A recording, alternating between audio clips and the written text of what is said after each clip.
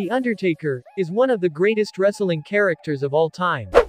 A large part of the credit goes to the man behind the persona, Mark Calaway, for breathing life into a gimmick that was surely on the receiving end of much ridicule when the idea was first brought up backstage. The thought of an undead monster, brawling amongst mortal wrestlers probably sounded a bit too cartoonish when the gimmick was first conceived, but Undertaker made it work. More impressively, he made it work for over 20 years, and WWE is still trying to recreate the magic of a supernatural entity, with little to no success. Undertaker and Kane are the two prime examples of supernatural gimmicks done brilliantly. The latter suffered towards the end, being corporate Kane and concessions Kane, but The Undertaker stood the test of time, and survived throughout a creative black hole, an impressive feat given the many characters WWE has ruined over the years. Even throughout the edgy and adult-orientated programming of the Attitude Era, nobody uttered a single complaint when The Undertaker called forth flames or commanded lightning. The man was already a staple in the company, and he adapted brilliantly to the change in programming, unleashing a far more sinister persona throughout the reign of the Ministry of Darkness. After that, he rose up as the American Badass, a much more human incarnation, but Mark Calaway incorporated just enough of his old character to keep the memory alive. The Undertaker gimmick worked like magic, and the WWE has attempted to recreate that so many times over the years, and sadly, not many were successful. Not a single one was able to fill the massive shoes of The Undertaker, and perhaps, no one else will in the near future. The list is more extensive than one might think, including the likes of the Boogeyman, and more recently, Bray Wyatt and Alexa Bliss.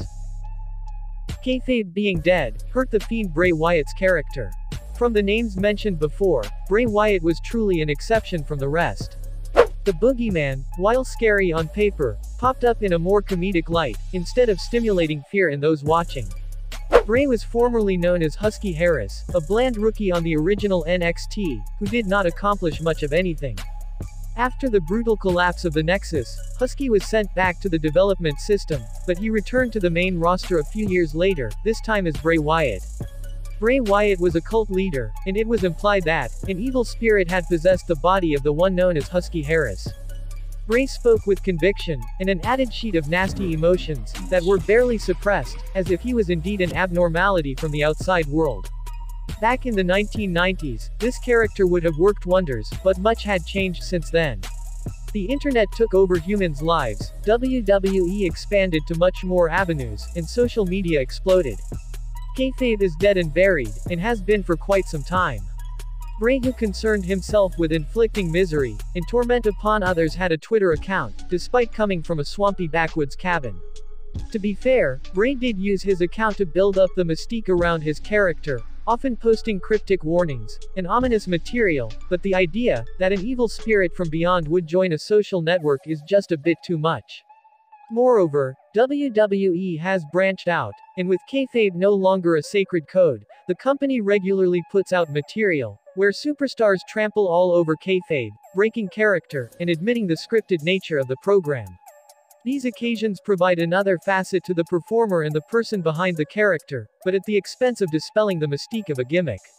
And with a character rooted in the supernatural, even a tiny fracture in the portrayal immediately ruins the whole thing. On the other hand, social media is an integral part of business and marketing, so it only makes sense that WWE talent tweet away in order to garner more recognition towards themselves and the company. However, this does not bode well for supernatural gimmicks, as with so many interviews, podcast appearances, and various other mediums of communication, fans will eventually come across the person and not the character, instilling an image that is the complete opposite of what the person portrays on camera. In this regard, The Undertaker stuck to his character even when social media took over. As long as he was a part of the active roster, no matter his schedule, Calaway would barely show up for an interview.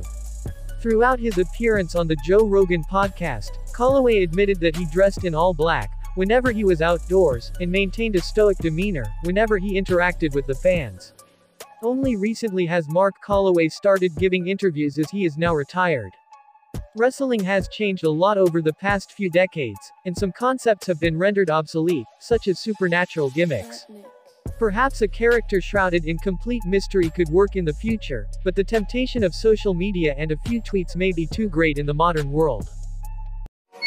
Oh, let me up with a bright smile on now. Put me in the dark, so won't get lost now. To the moonlight, eyes you.